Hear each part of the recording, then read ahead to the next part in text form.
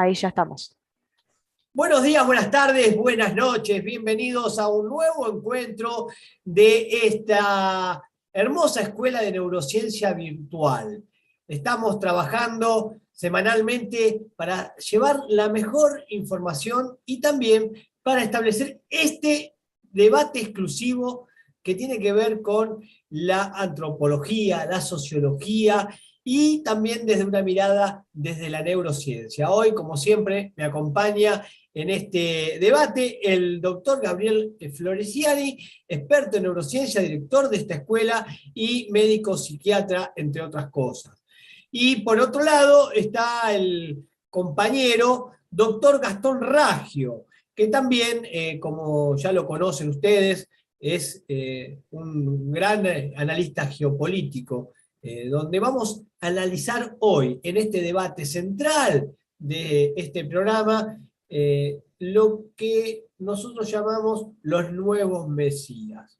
Este avance de la izquierda en el continente y cómo es ese aspecto, como bien decía, antropológico, sociológico, desde un lado, desde la neurociencia y la geopolítica. Para arrancar de lleno con el debate, vamos a presentar al doctor Gastón Raggio. ¿Qué tal, doctor? ¿Cómo le va?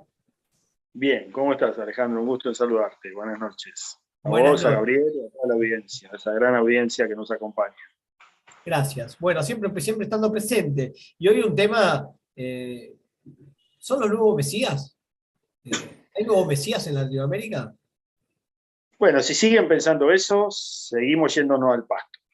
A ver. Digo, esto depende del pensamiento que cada uno de los líderes políticos tengan, pero lo cierto es que lo que ha demostrado el escenario político de las últimas 3 décadas ha sido que estos líderes políticos que se han considerado de alguna manera mesías han perdido o nos han hecho perder la oportunidad histórica más grande que tuvo el latinoamericanismo, que fue ese momento o esa alianza o esa posibilidad en la que los gobiernos de Latinoamérica, fundamentalmente de Sudamérica, tenían una alineación casi completa, casi absoluta.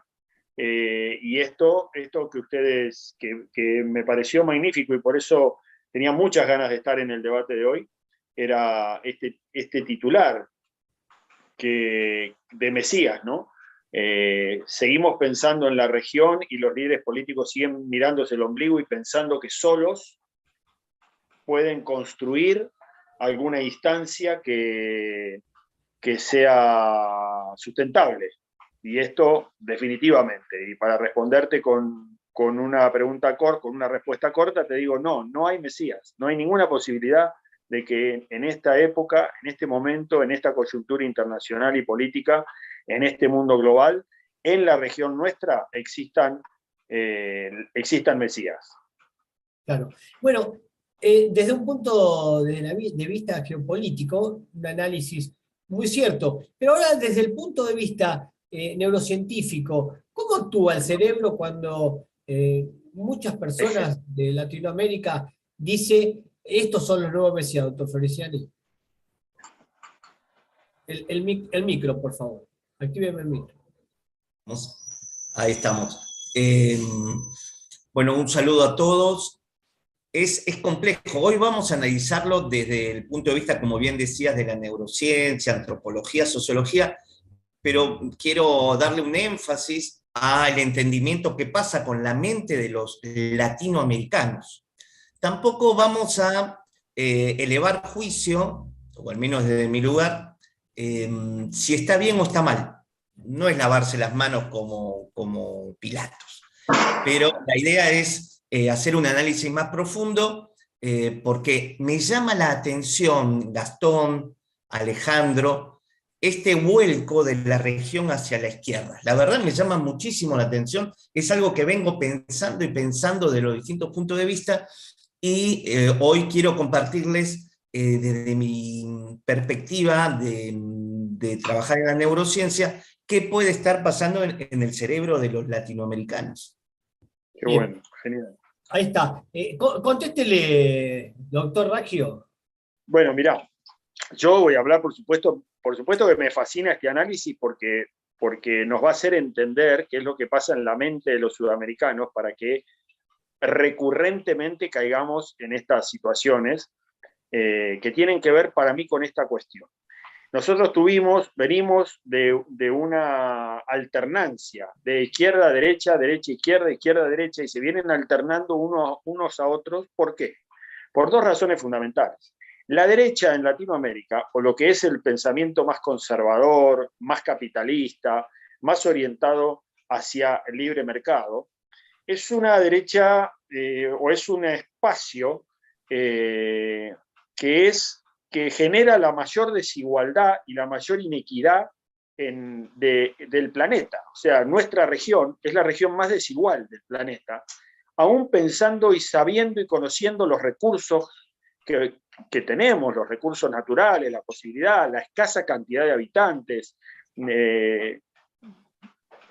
Aún en ese marco somos una de las regiones más desiguales del planeta. Y esto es porque tenemos un poder o una concentración de la riqueza y una mentalidad de esa concentración de la riqueza con una obscenidad pocas veces vista.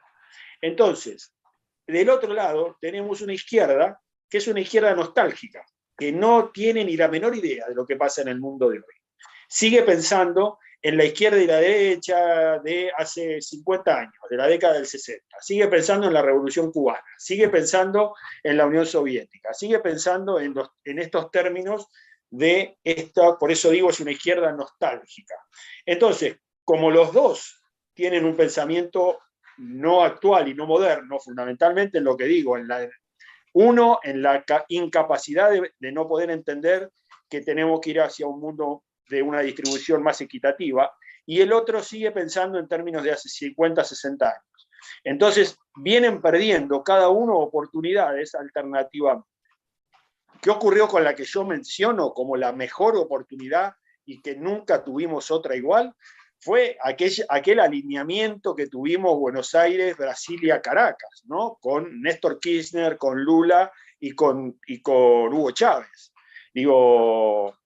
Con el peronista más peronista de todos los tiempos. En la modernidad no hubo ningún peronista más peronista que Hugo Chávez.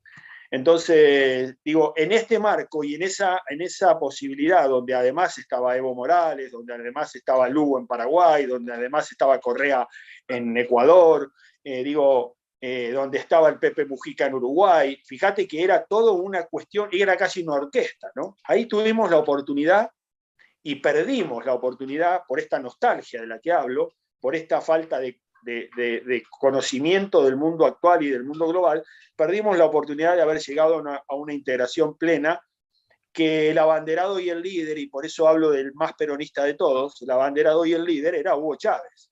Hugo Chávez entendía qué es lo que había que hacer en términos de integración, fundamentalmente estructural, para que esa integración tuviera o generáramos los cimientos de esa integración. Nosotros, el resto no lo entendió así y lo empujaron inconscientemente, y no de manera deseada, pero lo empujaron a las manos de Fidel Castro, y eso fue el fin de Hugo Chávez. El fin de la revolución bolivariana en Venezuela fue cuando Hugo Chávez cayó en manos de Fidel Castro. Entonces, esto es lo que convirtió el chavismo en lo que es hoy. Entonces, cuando hablamos de un líder o cuando hablamos de un liderazgo mesiánico de Maduro, estamos en las antípodas de Hugo Chávez. Aunque él se diga chavista. Estoy hablando en términos de mi pensamiento individual, ¿no? Después de haber estado, y esto lo fundamento con que estuve muchas horas de charla con Hugo Chávez y muchas horas de gestión con Hugo Chávez. Así que en estos términos, por eso hago Perdón, Gastón, ¿tuviste la oportunidad de hablar con Hugo Chávez? Sí, tuve la oportunidad de hablar muchas horas con Hugo Chávez y de trabajar con él. Yo trabajé el proyecto de mecanización agrícola de Argentina en Venezuela, cuando en la cumbre de presidentes de América se hizo en Mar del Plata, ustedes recordarán, allá cuando se hizo la contracumbre, ¿se acuerdan que Hugo Chávez hizo la contracumbre, que estuvo Maradona? Bueno. cuando Hugo Chávez llega a Buenos Aires, pide irse a Mar del Plata en auto, en lugar de en avión. Y se va en auto y cuando pasa por Balcarce, conoce el INTA de Balcarce. Pregunta qué era esas semejantes instalaciones, ese semejante campo experimental y demás, y cuando le cuentan que era el INTA de Balcarce, él pide conocerlo y cuando lo conoce se fascina de esa situación y ahí crea y genera el eslogan de sembrar el petróleo. Él apareció con un eslogan que era la salvación de Venezuela es sembrar el petróleo, o sea, convertir el petróleo o las divisas, que en aquel momento el petróleo, ustedes recordarán, había superado los $100 del barril, a Venezuela le ingresaban divisas como nunca en la historia, y él decía, tenemos que convertir ese petróleo, esas divisas de petróleo en soberanía alimentaria.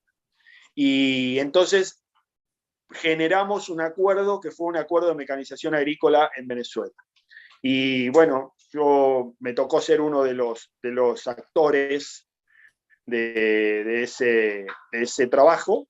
Y bueno, por eso digo, trabajé varios años y trabajé muchas horas y lo escuché muchas horas y intercambié muchas horas de opinión desde el lugar que me correspondía, ¿no? Un lugar más pequeño, digamos, de asistencia, de consultoría, pero bueno, sí, compartí con él muchas horas, por eso digo, tenía ideas muy claras de lo que había que hacer y por supuesto que esas ideas muy claras era porque había leído como nadie a Perón, pero al Perón integracionista, ¿no? Al Perón, el pensamiento de Perón de la integración, aquella que trató de gestar con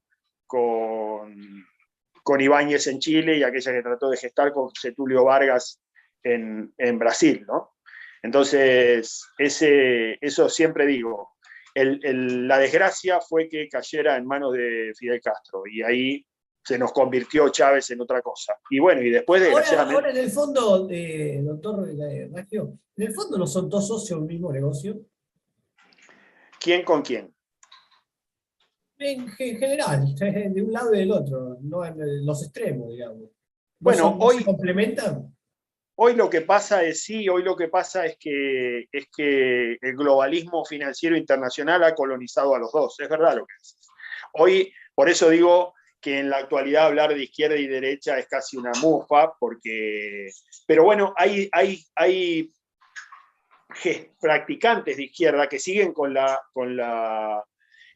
esta idea de una izquierda revolucionaria, de una izquierda independiente, de una izquierda nostálgica, lo que digo, de un mundo que ya no existe. Hoy la izquierda está más en manos del globalismo financiero internacional que la derecha. Entonces, digo, esto es verdad lo que dices, hoy son lo mismo, o casi lo mismo. Pero en su momento nosotros tuvimos esta oportunidad histórica de haber generado un Mercosur con una integración plena, y hoy, si tuviéramos un Mercosur con una integración plena, tendríamos la posibilidad de sentarnos frente a esta situación del mundo, de la coyuntura actual, de otra manera, ¿no?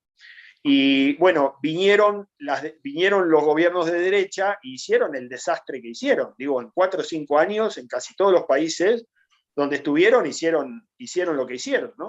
Entonces, tenés esto que aparece, bueno, Chile gobernado por un izquierdista, pero un izquierdista no del izquierdismo que estamos acostumbrados, ¿no? Por eso digo, la izquierda de hoy hay que analizarla desde otro lugar. ¿Cómo se gesta esta izquierda de hoy, ¿no? Entonces, bueno, tiene que ver con esto. Coincido y me encantaría que desde la neurociencia pudiéramos entender este comportamiento, por qué las sociedades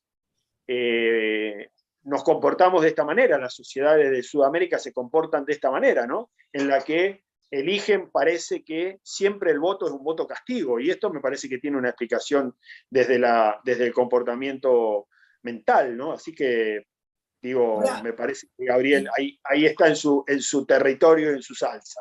A ver, doctor Gabriel Feliciani, puede comentarle. Sí, voy a compartir pantalla, le pido a Carla, nuestra asistente en redes, quiero compartir algunas cuestiones. Es muy interesante. ¿Qué les parece mi camisa, no? Me puse la camisa del comandante, ¿o no? ¿Vieron el detalle? Claro. ¿Vieron? Claro, Estamos hablando de los nuevos mesías de izquierda. Mirá. No sabés que te iba a decir, el doctor se me volvió chavista. Claro, Bueno, igual recordemos sí. que en la historia también eran las camisas de los rosistas, ¿no? Claro, exacto. Así que, Exactamente, exacto. Ahí viene pequeño, para contextualizar, ¿no? Mirá, linda camisita. Genial. Bueno, miren, ahí tenemos, bueno, Petro, Maduro, Castillo, Boric, Ortega, Obrador, Xiomara Castro en Nicaragua, también. Bueno, ahí están las fotos. Guatemala. En Honduras, perdón, en Honduras. Bueno, ahí están las fotos, miren ustedes, todas las... sí, coincido con Gastón, no son marxistas, y sí, son muy capitalistas, por así decirlo. Bueno, miren el mapa, increíble. Igual ahí pusiste en la foto, perdóname, Gabriel, ahí en la foto pusiste un dictador que no tiene nada que ver con la izquierda o la derecha, ¿no? Es lo que iba a preguntar, ¿hay algún dictador ahí en el... Hay un dictador, y un extremo dictador. Hay Acá. una cosa... Sí, ¿No? ¿Coincidís? Absolutamente. Daniel Ortega, un vándalo, un delincuente, un mafioso. Dictador acaba de meter preso a un obispo en Nicaragua, tremendo, un dictador con tremendo. todas las leyes. Sí, absolutamente. Totalmente. Bueno, acá tenemos el mapa. Fíjense ustedes qué interesante lo que decía Gastón. Este mapa hace 6 años atrás tenía todos regímenes de la derecha neoliberal. Hoy en día es prácticamente toda América Latina. Brasil está en elecciones próximamente entre Lula y Bolsonaro. Así que miren ustedes, ahí hay una cuestión que se está dirimiendo, muy importante. Bueno, voy a ir... La neuropolítica estudia justamente esto. Voy a leerlo, ya que lo tenemos. La neurociencia se ha ocupado de estudiar en profundidad los misterios de la conducta política de los seres humanos. Contamos con un cerebro dotado de capacidades que ningún ser creado en el planeta Tierra posee. Entre ellas, una enorme facultad de elegir, decidir y actuar. Posee la posibilidad de optar de acuerdo a patrones, conductas, aptitudes heredadas. Entonces hay una rama de la neurociencia, que es el estudio de la mente, que se dedica a ver, bueno, ¿por qué se vota tal persona? ¿Cómo tomamos decisiones? ¿Qué nos motiva? ¿Qué nos llama a seguir a algún u otro candidato, partido político? Y a los políticos, ¿cuál es su manera de pensar? ¿Por qué piensan como piensan? Podemos entrar entonces a través de la neurociencia a lo más profundo de la mente de los ciudadanos y también de los gobernantes. ¿Qué les parece? Ahí podemos entrar a los secretos de varios de ellos. El cerebro de los votantes de izquierda. Miren, tenemos un cerebro digestivo o un cerebro del aparato digestivo. Este cerebro tiene 100.000 millones de neuronas. Voy a leerlo acá. El cerebro digestivo sería un sistema de procesamiento y de decisión del voto a nivel emocional intuitivo. Lo leo otra vez. El cerebro digestivo sería un sistema de procesamiento y decisión del voto a nivel emocional intuitivo. Muchos votantes están confundidos por el diálogo entre sus pensamientos, producto de la propaganda política, que han perdido la capacidad de percepción intuitiva emocional que surge desde su sistema digestivo. En el proceso de elegir nuestro voto, tenemos que percibir las sensaciones que surgen del cerebro ubicado en el encéfalo y el cerebro digestivo.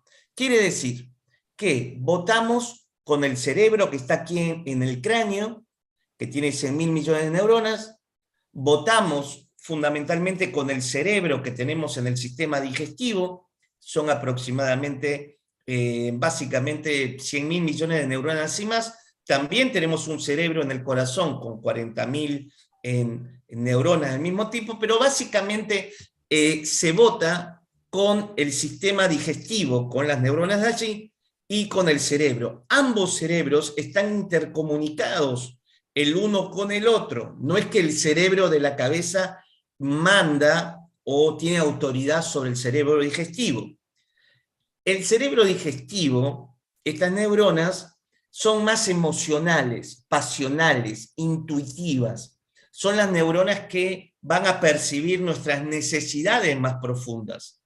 Por ejemplo, si alguien pasa hambre, si alguien está pasando situaciones de pobreza extrema y demás, el cerebro digestivo va a ser el que esté actuando y recibiendo mucho más esa información y emitiendo, voy a repetir la palabra, información al resto de nuestro cuerpo y mandándole información al cerebro aquí de la cabeza, diciéndole: tengo hambre, tengo hambre, tengo hambre, soy pobre, no tengo salud, no tengo esperanza, mi hijo no tiene leche, la inflación. Ese cerebro le está diciendo: está pasando algo más profundo, no se está haciendo, no se está cubriendo mis necesidades más básicas.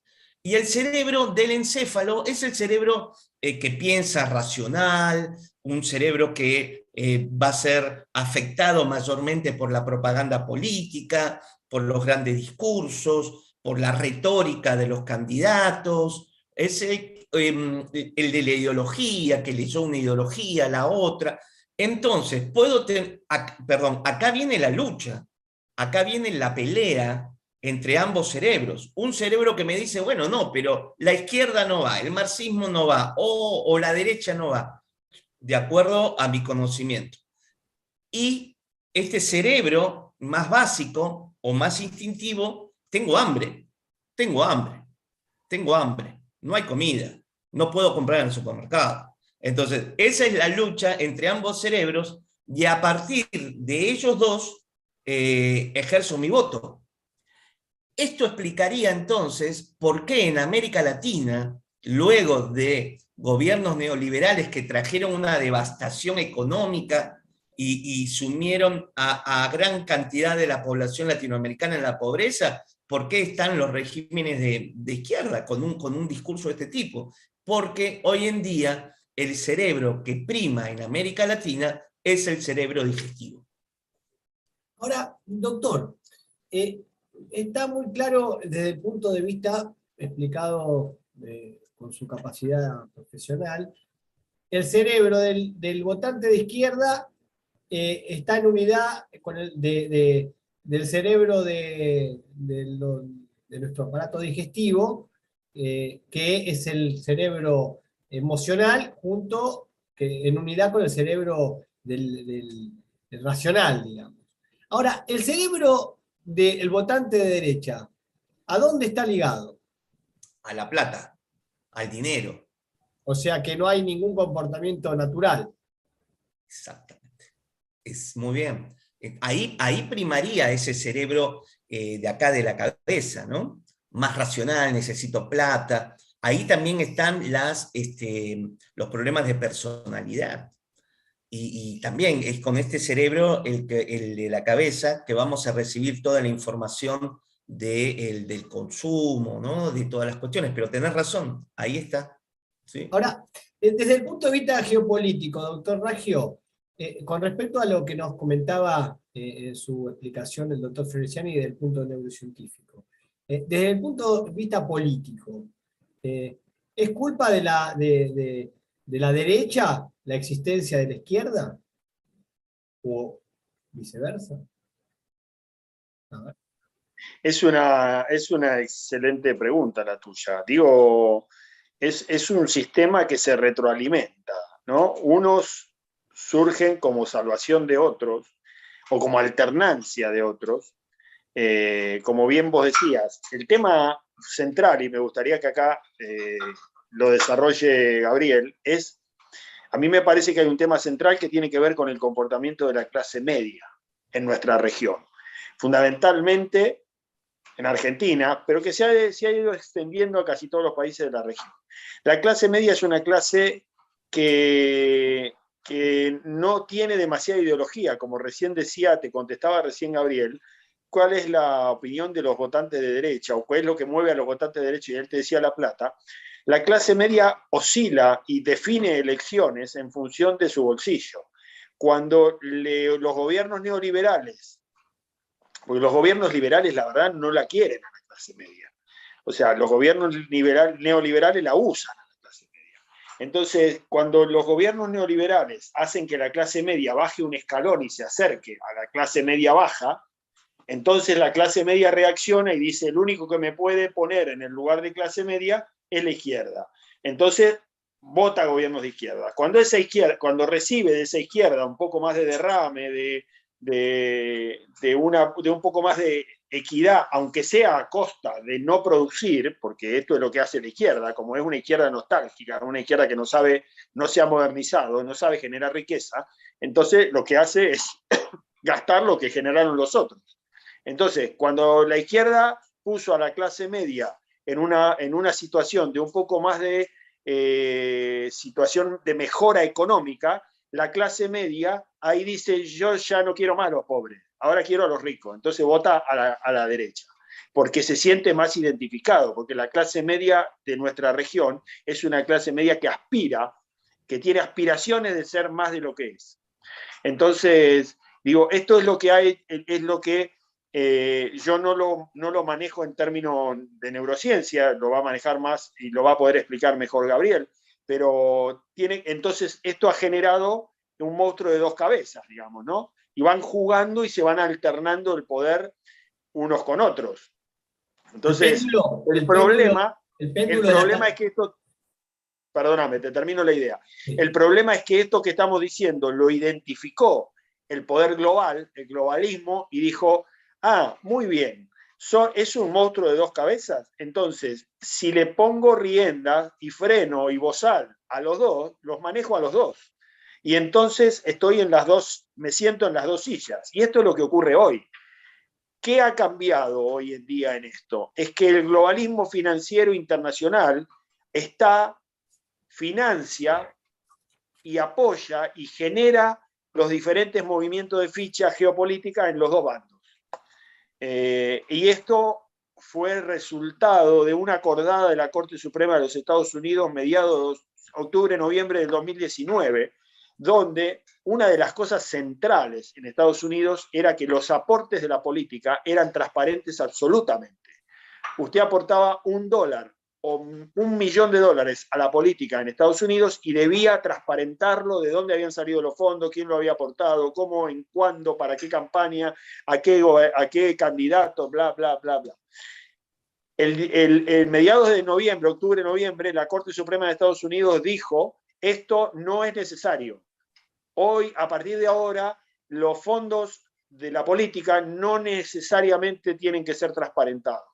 Y ahí hubo un quiebre en la política, hubo una bisagra en la política y en la geopolítica, y me acuerdo un congresista del Partido Demócrata de los Estados Unidos dijo, con esta acordada de la Corte Suprema, las elecciones no la ganan más los demócratas o los republicanos, la ganan las corporaciones. Entonces, en ese mundo estamos. Ahora, ese péndulo que usted dice, doctor, es en la clase media, que va de un lado y va del otro. Y por lo que entendí, no hay más una corriente política situada, parada, digamos, sino que está absorbida por una red global de empresas, bancos o agencias bursátiles financieras que ofrecen ese dinero a los supuestos corrientes políticas, que no son corrientes políticas, sino que terminan siendo parte del delito organizado, y el mismo sistema global se tiene que autofinanciar con ese dinero del lavado o del delito organizado. Absolutamente. Yo lo que me quedó claro de lo que dijo Gabriel ahora es que veo que hay una sociedad de tres cabezas donde dos tienen claro por qué cerebros se mueven, o sea, los ricos por el cerebro de la cabeza que decía el doctor Gabriel, y los pobres por el cerebro del estómago, para decirlo en términos, digamos, más coloquiales.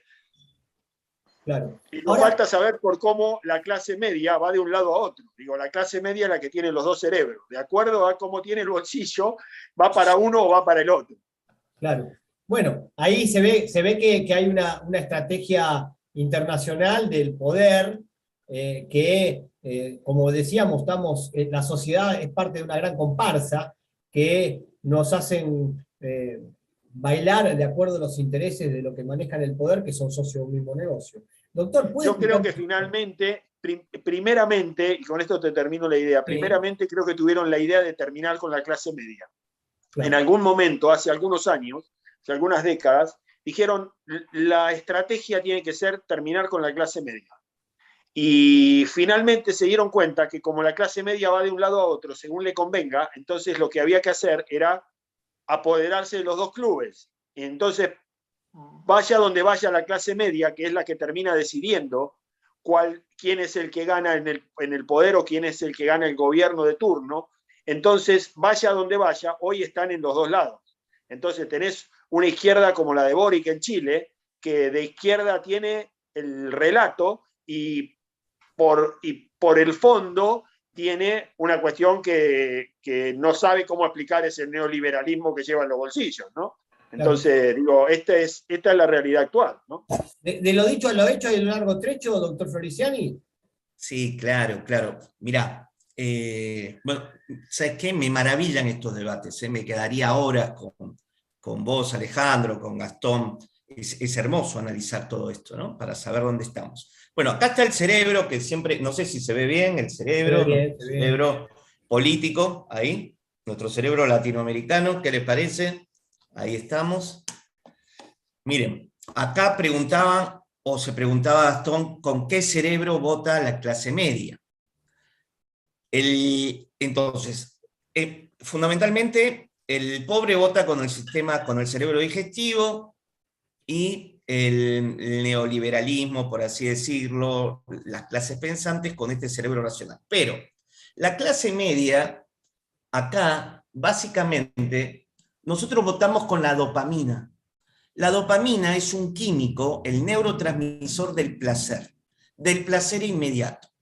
Cuando alguien consume, por ejemplo, chocolate, Coca-Cola, o una situación de muchísimo placer, compra, se produce una secreción abundante de dopamina, los jugadores compulsivos, aún aquellas personas que consumen cocaína y demás. Todas esas personas lo que van a hacer en el cerebro con esas acciones es estimular una mayor secreción de dopamina en el cerebro, de tal manera que el cerebro es secuestrado por la dopamina. Entonces, cada vez que yo voy a un mall, voy a un shopping, y me compro la ropa que a mí me gusta, o me compro ese zapato, o lo que sea, en mi cerebro se produce más dopamina, se genera más dopamina. Entonces, la clase media latinoamericana es adicta a la dopamina. Adicta a la dopamina. Entonces, como, claro, tenemos mayor acceso a los medios de comunicación, a las redes, y tenemos la posibilidad de comprar cosas o llegar a lugares que el pobre directamente ni llega ni ve. El problema, como decía Gastón, es que vemos cosas que no nos pertenecen. ¿Y qué hacen las marcas? Nos ponen perfumes, nos ponen imágenes de personas que son de otra clase social, y nosotros de la clase media, con esa necesidad de pertenecer a la otra clase, pensamos que comprando ese perfume lo vamos a hacer. En ese momento que me compré el perfume, el cerebro se llena de dopamina, me da muchísimo placer cuando me pongo el perfume, y entonces mi cerebro se convierte en un cerebro adicto al consumo y adicto a tratar de ser lo que normalmente no soy. Vos fíjate que un adicto a la cocaína se gasta toda la plata y no le importa nada para el consumo. La clase media hace exactamente igual. Hay personas que se endeudan años para llevar a la familia a Disney World. Pero eso muchas veces no es para nosotros. Bueno, porque necesita dopamina. Y no la hace pensar, ¿no? Cuando nuestro cerebro está lleno de dopamina, no pensamos, no hay sentido común. O sea que después es como tener que hacer una terapia de adicciones, si queremos salir. Exacto. Claro. ¿Y cómo hacemos? con tantas personas, en este caso estamos hablando de Latinoamérica, ¿cómo hacemos con tantos habitantes de Latinoamérica poder hacer una terapia grupal? A través de lo que estamos haciendo, Alejandro, la idea de estos debates es esto, justamente, llevar conocimiento, abrir los ojos, porque primero un adicto sale cuando reconoce que es un adicto, y la clase media somos adictos, porque yo soy clase media, a la fantasía de pertenecer a algo que no somos nosotros. Ahora, doctor Raggio está por ahí, porque me gustaría saber, usted en su inicio de la conversación, del conversatorio que estamos llevando adelante, habló de Chávez como el líder que podía llegar a cambiar de alguna manera o dar un vuelco real a la situación de Latinoamérica para una unidad potencial, ¿no? de crecimiento o algo por el estilo, que después fue desviando, ¿no? Ahora, también nombró al peronismo, ¿no? Algo muy arraigado en nuestro país. El peronismo, ¿qué diferencia hay del peronismo a la izquierda o a la derecha? Absolutamente. A ver, les voy a dejar este concepto y lamentablemente, lo lamento en el alma, me tengo que ir porque tengo una videoconferencia ahora con China, que ellos son las 9 de la mañana. Entonces, pero lamento tenerme que ir porque me encanta este programa y me encanta el análisis que está haciendo Gabriel. Está haciendo un análisis maravilloso que debería estar deberíamos volcarlo a la sociedad para que la sociedad entienda por qué nos pasa lo que nos pasa, ¿no? Así que, Gabriel, chapó desde acá, me encanta lo que estás diciendo y seré un peregrino también de eso que estás diciendo. Respecto de la izquierda y el peronismo, absolutamente, no tiene nada que ver una cosa con la otra. No tiene, y sobre todo en la actualidad. Pero el peronismo es un movimiento obrero. El peronismo nace como un movimiento obrero. Y estamos hablando no del peronismo que se practicó o que se ejecutó en términos políticos y en términos pragmáticos. Estoy hablando del peronismo en términos de doctrina, en términos ideológicos. El peronismo concebía, primero que nada, un movimiento obrero, o sea, gente de trabajo. La doctrina peronista dice que el que no trabajó no se siente a la mesa, que el que no trabajó no se siente a comer.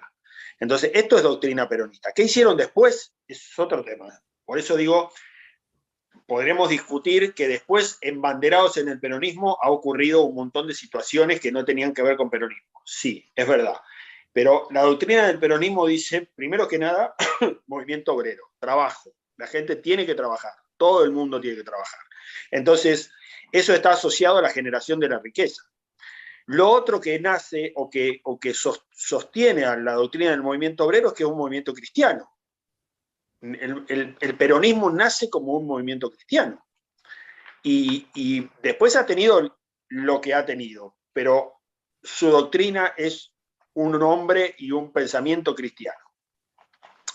Y después nace la tercer pata del peronismo fundamental y excluyente, es la integración sudamericana.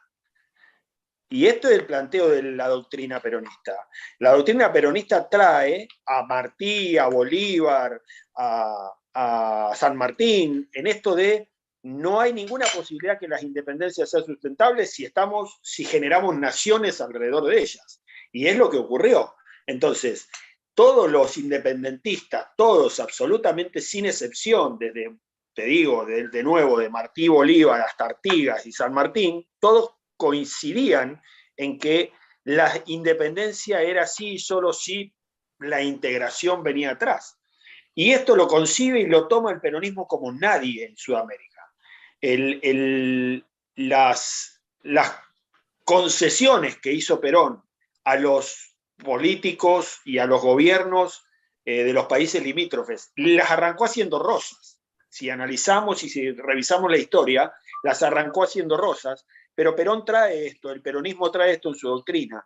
Entonces, esto de obrero, cristiano e integrador no tiene nada que ver con la izquierda. Todo, digamos, yo digo esto para ponértelo en que la comparación la generen ustedes. Trabajo, cristiano e integracionista. decime del otro lado qué tiene que ver con la izquierda.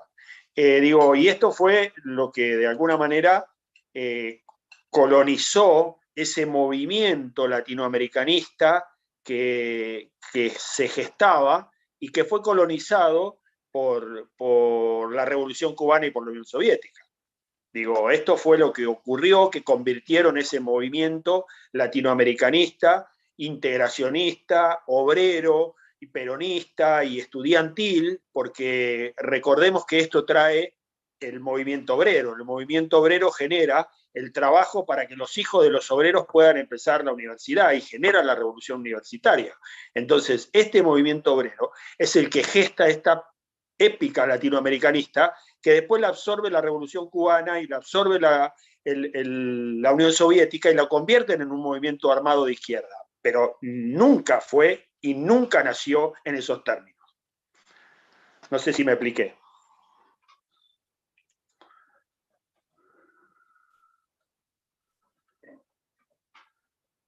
Ahí vamos con el volumen. Excelente, Gastón. Sí, se entendió. Estaba pensando sobre el concepto, Gastón, de la definición.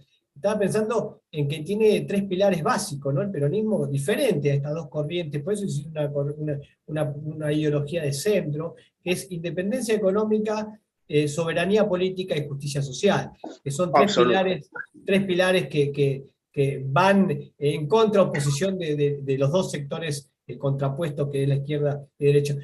¿Se puede lograr que volver a recuperar en Latinoamérica, vamos a nuestro país, porque bien decía el doctor Raggio, después viene la infiltración ideológica, ¿no? Dentro del movimiento, de los movimientos, en este caso el peronismo, hay como una infiltración. Pero creo que Perón dejó una puerta abierta, ahí dijo, peronista son todos, ¿no?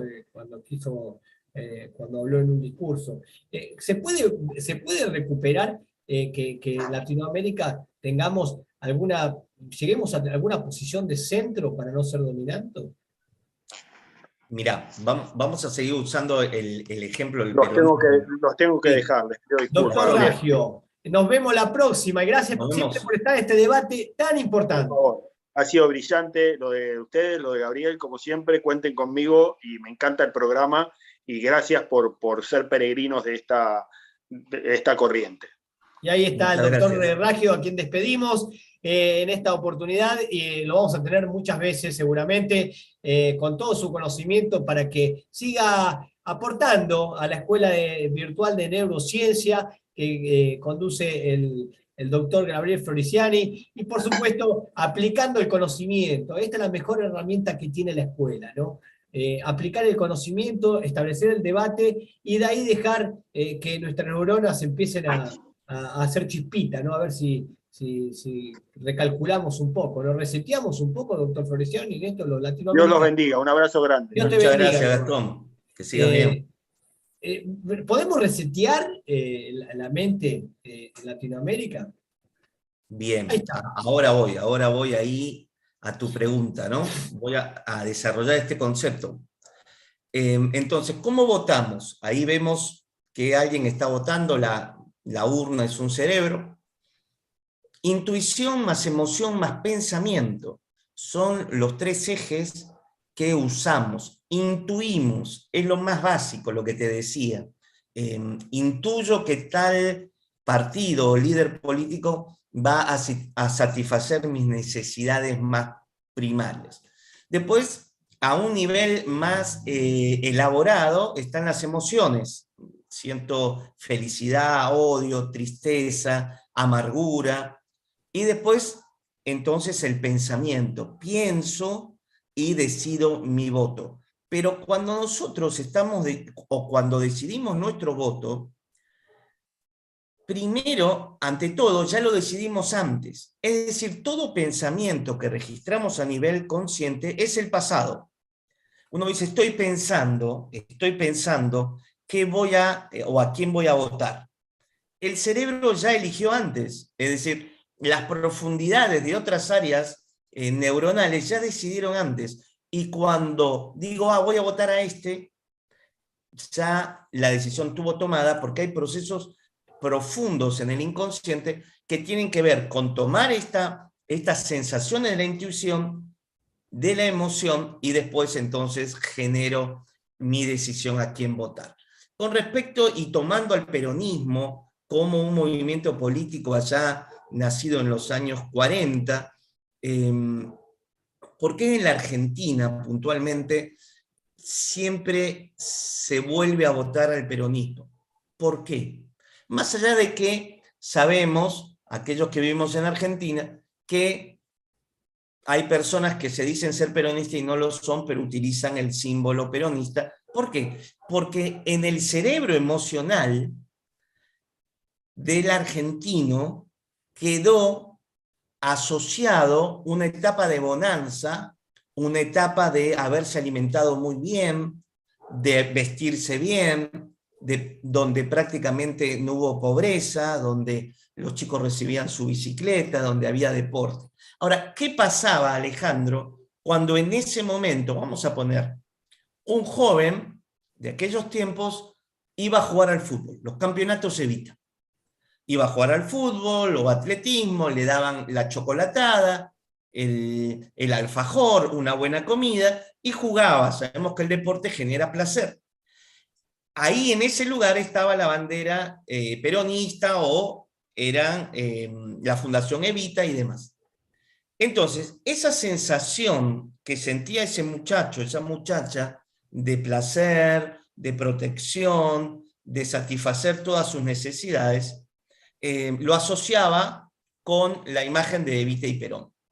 Eso quedó entonces grabado en la conciencia profunda, tanto aquí en la cabeza como en el cerebro del sistema digestivo.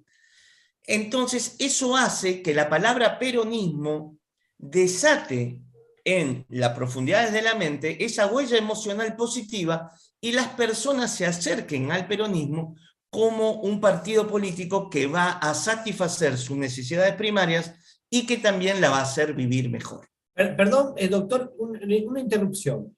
Es como los que nos siguen, porque hay muchos televidentes que nos siguen semana tras semana. Es como decir, quedó un ADN dentro de nuestro pueblo que es muy Exacto. difícil de romper. Exacto. Entonces, por ejemplo, ¿no? Yo nací en el año 65. No viví la época peronista de aquellos tiempos, pero mi madre sí, y mi abuela sí. Y cada vez que mi abuela o mi madre, aún mi padre, que me contaba que en la calle Florida, que es una calle aquí de Buenos Aires, la gente iba a los cines, estaba repleto en la calle Lavalle, y iban todos a comer después del cine, y dice que Perón hablaba por radio y le decía al pueblo argentino: no tiren la comida.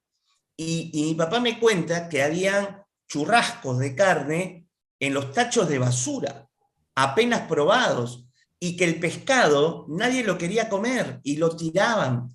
Y Perón una y otra vez decían: no tiren la comida. Entonces, esos relatos, cuando, claro, en mi imagen está, cierro los ojos y veo grandes churrascos, y veo abundancia de comida. Y no lo viví, pero al decírmelo mis padres, están creando esa imagen de tal manera que yo asocio churrasco con peronismo. Así viene el concepto, tanto en la genética, tanto en aquellos que lo vivieron en su memoria emocional, y en las generaciones posteriores a través de los relatos de nuestros padres o de los libros. Bien. Muy interesante, muy interesante. ¿Algo más para terminar en la línea así ya estamos llegando al final del programa? ¿Algún concepto más para llegar al final de sus imágenes? Acá, mira, tengo una. Ahí está, justamente. Nuestro voto es producto de nuestras vivencias emocionales tempranas. Nos preguntamos por qué las personas votan a la izquierda. Bueno, acá está el motivo. Grandes pueblos o grandes ciudades satélites de el centro financiero, los lugares de mayor prosperidad de una ciudad. Y estos chicos mirando a lo lejos, desde un barrio muy precario. Vos fíjate que hay arena, así que no hay agua. Imagínate si tienen internet, los basurales por allí. Pero estos chicos están mirando hacia ese lugar de riqueza, ¿no? Otro mundo. ¿Cómo se pueden sentir esos chicos? Emocionalmente hablando. ¿Qué te parece, Alejandro? Y creo que están tratando viendo con admiración lo que está pasando ahí sin saber la realidad. Claro. ¿Y ellos cómo se sienten ahí en Y su realidad? totalmente disminuido, con Claro. semejante impacto visual y sabiendo, porque uno no es tonto, ¿no? Acá no hay tontos, ¿no? Uno sabe lo que es bueno, lo que es malo, y uno se da cuenta. Más allá de que acá tenemos que trabajar también, decir, ¿no? Que se tendría que trabajar no solamente con la extracción de la plata, como es a lo mejor la derecha, que es eso, sino que tendría que el peronismo, volviendo al peronismo, también tenía los valores, ¿no? Que hacía al reconocimiento de ese cerebro eh, eh, estomacal, digamos, de nuestro estómago, pero que también daba la posibilidad de adquirir ese vil metal que todos necesitamos para vivir, ¿no? Claro, claro, exactamente. Pero no estamos haciendo una apologética del peronismo, ¿no? No, Podríamos, estamos hablando sobre el concepto, no sobre el estamos concepto. hablando del concepto general, Claro, sabiendo que en Latinoamérica está este debate que pusimos hoy en pantalla, que es sobre el avance de la izquierda en el continente, pero cuando llegamos a este punto del debate de Latinoamérica, existe como esa forma de ver distinta a la Latinoamérica desde un concepto ideológico que está instalado en la Argentina como un país distinto al pensamiento del resto de Latinoamérica. exacto. Vos sabés que en los años 70 gobernó el Perú el general Juan Velasco Alvarado, y él todavía es recordado en el Perú porque también realizó la reforma agraria, eh, protegió los recursos naturales, estatizó de las compañías de petróleo. Y vos sabés que hoy gobierna en el Perú Castillo, es un presidente, ¿no?, de este tipo izquierdista, por así decirlo. Y el otro día escuchaba a una persona grande que votó del Castillo, pero que rememoraba a Juan Velasco Alvarado, Claro. porque en esa época los pobres tenían también mucha ayuda. Entonces, ¿qué está pasando en esta imagen? ¿Por qué la traigo? Acá está la explicación por qué nuestros pueblos vuelven a buscar esa justicia social. Estos chicos son discriminados. Aquí en Argentina me contaban gente que viven en barrios carenciados que tienen, cuando van a buscar trabajo, buscan la dirección de un amigo o una amiga que vive fuera de la villa, porque si ponen que viven en la villa, nadie los toma. Y esto mismo pasa en las ciudades de Medellín, Lima, La Paz y demás. Estos chicos saben perfectamente que son discriminados, miran a lo lejos la riqueza, la opulencia. Tal vez estos chicos estuvieron por la mañana, en vez de estar en el colegio, limpiando vidrios en las esquinas de las calles, o llevando o pidiendo limosnas, como sea, vendiendo caramelos, que uno lo ve en todas las ciudades latinoamericanas. Ahora, imagínate, esos chicos vuelven, o en esta imagen, miran esa opulencia y ellos sienten que es otra realidad. ¿Qué puede generar? ¿Cómo reaccionaríamos nosotros emocionalmente en una situación así?